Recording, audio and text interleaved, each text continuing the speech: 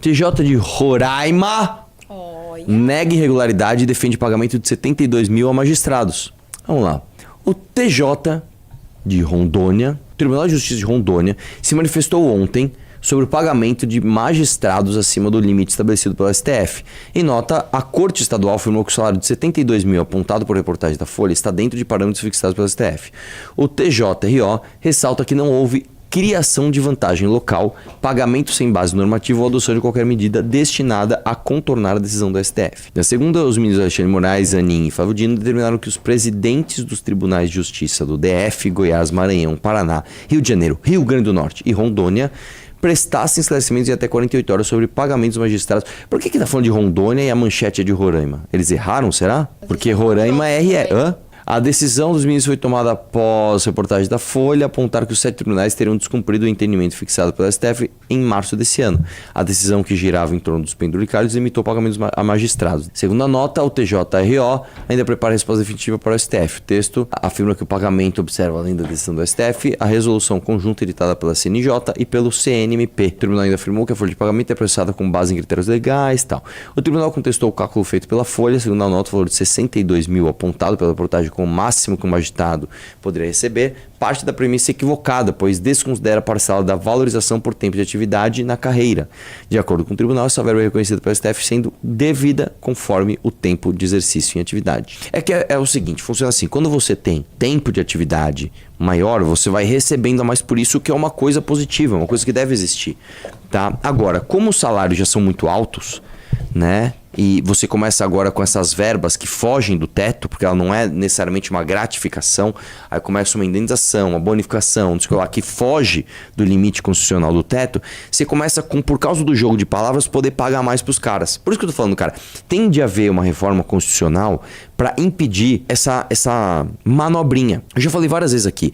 O cara põe uma manobra que, em vez de ele chamar de gratificação, ele chama de outra coisa, ele chama de verba indenizatória, ele chama de indenização, ele chama de bonificação por conta, e aí foge do teto de gratificação. E aí eu pergunto pra você, os deputados estaduais de Roraima ou Rondônia, ou Goiás, ou todos os outros que apontaram, esses deputados estaduais estão batendo de frente com isso, como eu bati de frente quando fui deputado estadual em São Paulo? Que eu falei, pode tirar essa palavra, verba indenizatória, pode colocar gratificação, quando tentaram aumentar o salário dos caras. E colocaram, porque eu fiz um escândalo lá dentro. Os deputados estaduais desses estados estão ali brigando por isso? Não, não estão. Então, meu irmão. Então, aí eu pergunto pra você, será que o povo de Goiás, de Roraima, de Rondônia e tudo, será que eles cobram os seus deputados estaduais pra fazerem isso? Então por que o juiz vai receber menos? Põe na tela. Aprovadas penas mais severas para violência sexual digital contra menores. O Senado aprovou nesta terça-feira o projeto de lei que aumenta as punições para violência sexual digital contra crianças e adolescentes, inclusive nos casos em que é usada inteligência artificial, além de aumentar penas para crimes como produzir, divulgar ou comercializar conteúdo de violência sexual contra menores por meio da internet ou das redes. O projeto torna hediondos vários desses crimes, tornando mais rígidas as condições de cumprimento da pena. O autor do projeto é o Osmar Terra, e no Senado ele foi analisado pelo plenário em regime de urgência. Para evitar a estatística, eu quero saber exatamente o que muda. Vamos lá. Entre janeiro e julho foram registradas 50 mil denúncias anônimas de abuso e exploração sexual infantil, apresentando um aumento de quase 19% em relação ao mesmo período de 24. Nesse cenário temos... Além disso, o projeto substitui a expressão pornografia infantil por violência sexual contra criança ou adolescente.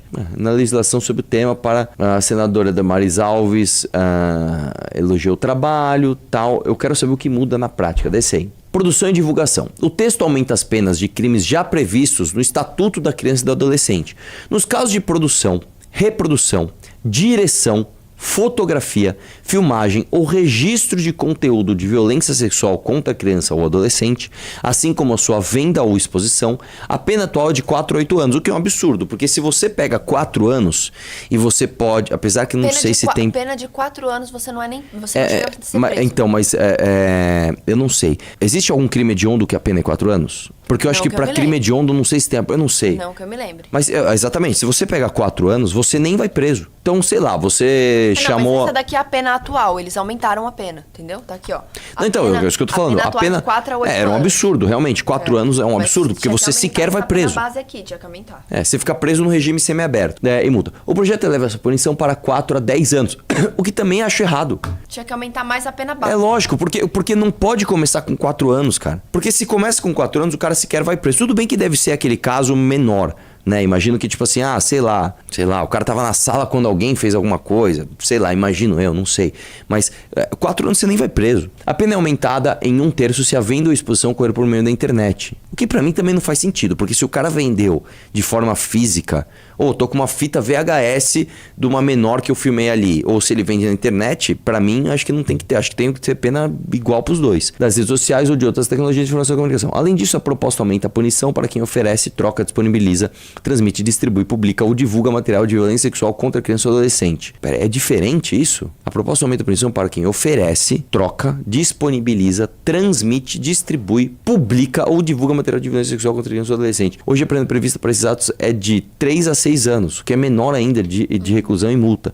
O texto proposto permite aumentar a pena de 4 para 10 anos. Por que não é 1/6, né? Devia aumentar pelo menos para 6, para o cara pelo menos ir para cadeia, né? A pena é aumentada em 1/3 quando o conteúdo for publicado ou compartilhado em mais de uma plataforma digital, rede social, serviço de vídeo sob demanda ou aplicativo acessível ao público.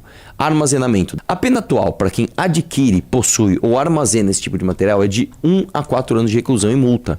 Ou seja, o cara não vai preso. Esse não vai preso mesmo. Porque se o máximo é isso, o cara não vai preso. O projeto aumenta essa punição de 3 para 6 anos, reclusão e multa. O texto também cita explicitamente o ato de solicitar esse material e prevê a mesma pena para quem acessa ou visualiza deliberadamente aplicações de internet, serviços de streaming ou outras formas de registro que apresentem material de violência sexual contra criança ou adolescente. Tá? Aqui tem um detalhe também. Se o cara, por exemplo, ele entra no Xvideos pelo seu celular e acessa esse material e fica no histórico do celular, ele vai preso por causa disso? Aí vem a questão. Ele tem como saber se é um vídeo de menor de idade ou não? Eu não sei como é que funciona penalmente isso daí, tá? Também está prevista a pena maior para o crime de aliciamento de crianças e adolescentes. Atualmente o ECA estabelece de 1 a 3 anos. Gente, assim, 1 a 3 anos, você me desculpa. O cara não vai preso, cara. O cara não vai preso, você entendeu? Se você aliciar uma menor de idade para cometer uma violência sexual contra ela, você não vai preso. Olha isso. Para a prática de ato libidinoso. O projeto prevê punição de 3 a 5 anos de reclusão e multa. Aqui também é pouco, porque, olha só, se você tiver bom comportamento, você cumpre 1/6 da pena. Se você pega 5 anos, 1/6 da pena, você não fica nem 1 ano preso. As penas podem ser aumentadas de 1/3 a 2/3 quando o criminoso promete vantagem à vítima ou se aproveita da relação de confiança, autoridade, O mesmo aumento deve ocorrer em caso de uso de inteligência artificial, deepfake, montagem feita com inteligência artificial para alterar imagem ou voz, filtros, perfis falsos, anonimização, aplicativos de mensagens, redes sociais, jogos online. Para os casos em que há simulação de participação de crianças e adolescentes em conteúdo de violência sexual, com montagem de alterações e modificações de imagem, a proposta aumenta a pena que hoje é de 1 a 3 anos para 3 a 5 anos de reclusão e multa. Além disso, aqui eu não sei se eu concordo muito, tá? De verdade é que eu não sei se eu concordo muito, porque eu não sei se a montagem por si só, ela dá problema, enfim. A matéria também ela tá meio ela não tá muito específica, né? Além disso, o projeto artigo não é para aumentar de 1/3 a 2/3 a pena do criminoso que, com o objetivo de impedir a dificuldade de sua identificação, usar servidor intermediário, recurso que disfarça a conexão para ocultar a origem do acesso, ou técnica de mascaramento. Aí eu já não entendo mais nada. Mascaramento, ocultação, falsificação, alteração ou anonimização de endereço de IP ou de outros. Crime hediondo. O projeto inclui diversos crimes relacionados à violência sexual contra crianças e adolescentes no rol de crimes hediondos. Entre esses crimes estão produzir conteúdo e tal. Não era hediondo antes? Não. Quando um crime é classificado como hediondo, passa a ser tratado com muito mais rigor pela lei. As punições se tornam mais duras e os benefícios para condenados como fiança, indulto e progressão de pena são cortados ou dificultados. Realmente.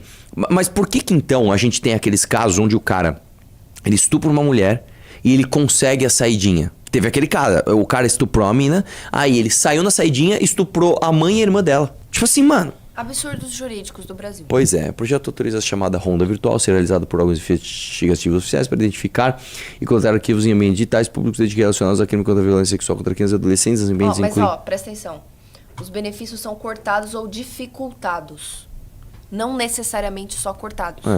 Então pode ser que seja mais difícil, mas ainda assim o cara consegue. Esses ambientes incluem peer-to-peer, ponto a ponto, em que computadores conversam diretamente entre si sem precisar de um servidor. Nos casos de flagrante de risco à vida ou de risco à integridade Não física... fala A. Eu sei. O menor identificado durante a ronda virtual, o órgão responsável poderá requisitar os dados cadastrados diretamente ao provedor de conexão. Sem ordem judicial, a autoridade judicial deve ser comunicada em até 48 horas. Proteção às vítimas, desce um pouquinho. Aí tem proteção à vítima, tal, etc. Responsabilização financeira. Muito bom isso daqui, ó. Tem que cobrir integralmente os custos do tratamento da vítima, inclusive com ressarcimento ao Sistema Único de Saúde. Isso aqui, e digo mais, isso aqui deveria ser utilizado também para cuidados com as famílias das vítimas de latrocínio. Você foi pego no latrocínio, a mãe ficou traumatizada, você vai pagar o custo da terapia dela para sempre. Falou? Tem uma pessoa na minha família que ela sofreu abuso por um parente lá. Ela tem alguns problemas mentais assim, que é nítido. E a família sofreu também com isso. Pois é, tem que pagar.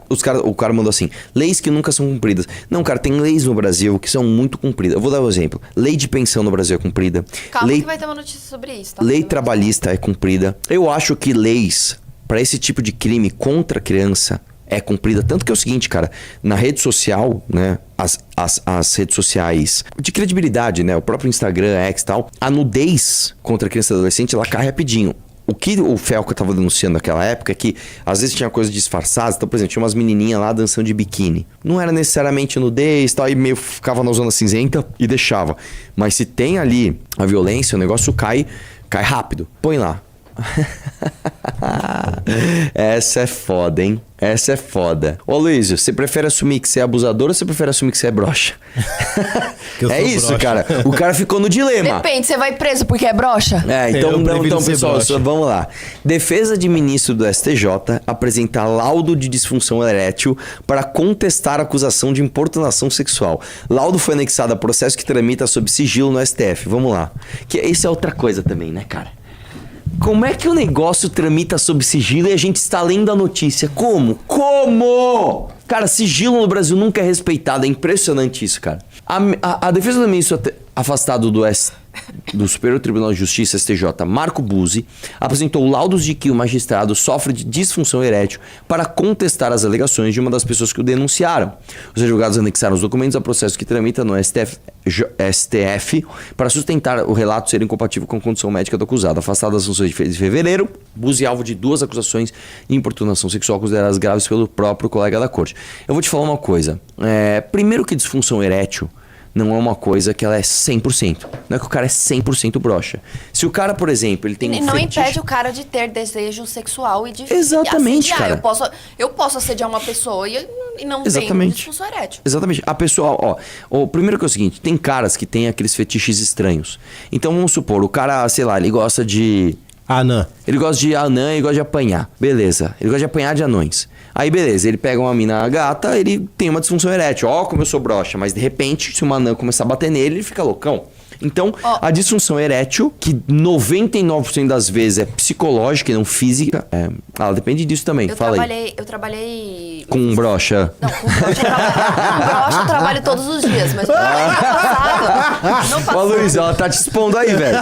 E que isso, respeita a menina, Vai. tá louco. Eu estagiei em direito trabalhista e eu atuei num processo em que o gerente de uma grande rede de sanduíches, que eu não vou falar do nome, ele passava abrindo o sutiã das atendentes atrás, assim. Nossa, Ele mano. passava, você tá lá trabalhando, atendendo, aí passa o cara e faz abrindo o sutiã. E aí teve um processo coletivo das moças que trabalhavam, que eram subordinadas a ele, porque ele ficava fazendo essas gracinhas e não parava de jeito nenhum. Aí foi processado o cara e a grande rede de restaurantes que vende sanduíches, da qual eu não posso falar o nome.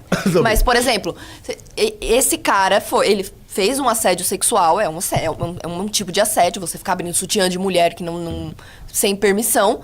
E nada tem a ver se ele era ou não, se ele tinha ou não disfunção erétil. Ele poderia ter ou não. E isso não interferiu diretamente na atuação dele. As informações no portal Metrópolis teve acesso a documentos que Buzzi teria disfunção erétil de origem multifatorial, ausência de libido, hipogonadismo. O que é hipogonadismo mesmo? Até funcionamento deficiente dos testículos com produção insuficiente de hormônios ou gametas. Que também não tem nada a ver, porque o cara pode simplesmente tomar uma injeção de testosterona. E ausência de ejaculação anterrógrada. Eu não sei o que é isso, cara. Ejaculação anterrógrada. Datado de 6 de fevereiro, laudo aponta não haver respaldo para a hipótese de disfunção sexual exacerbada, dado o comprometimento da função sexual masculina. O documento também cita histórico de cirurgia de próstata, diabetes, hipertensão e uso contínuo de medicamentos. O laudo foi anexado para contestar as alegações de uma jovem de 18 anos que o acusou o ministro de tentar agarrá-la 3 vezes na praia de Balneário Camboriú em janeiro desse ano, durante férias com família do próprio magistrado.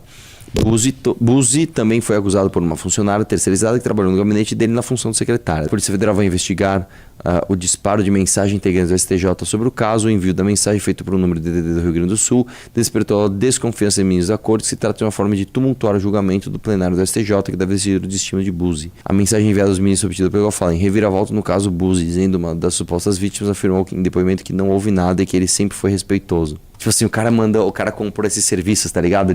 Dispara uma mensagenzinha assim. Acusações, as vítimas não recuaram dos seus relatos, a equipe apongou que ele fez impulso foi atrás de uma terceira mulher que foi citada no depoimento de uma das vítimas, mas que negou ter conhecimento dos episódios de assédio. É um absurdo, tal, foi surpreendido com o teor das investigações. Conforme informou o blog nos bastidores, Buzzi tem sido aconselhado por colegas a antecipar a aposentadoria e sair definitivamente do tribunal, estancando a sangria provocada pelo episódio, mas, pelo menos por hora, não tem dado sinais de que vai tomar decisão nesse sentido. Porque tipo assim, ó, cara, deu tudo errado pra você. Só se aposenta e você fica com o salário vitalício. Só se aposenta. O cara quer o poder, mano. Ele não quer se aposentar. Ele quer continuar lá. Se você gostou desse vídeo, não se esqueça de se inscrever e deixar o seu like. Isso ajuda muito o canal. E você continuará recebendo vídeos como este. Eu te vejo no próximo vídeo.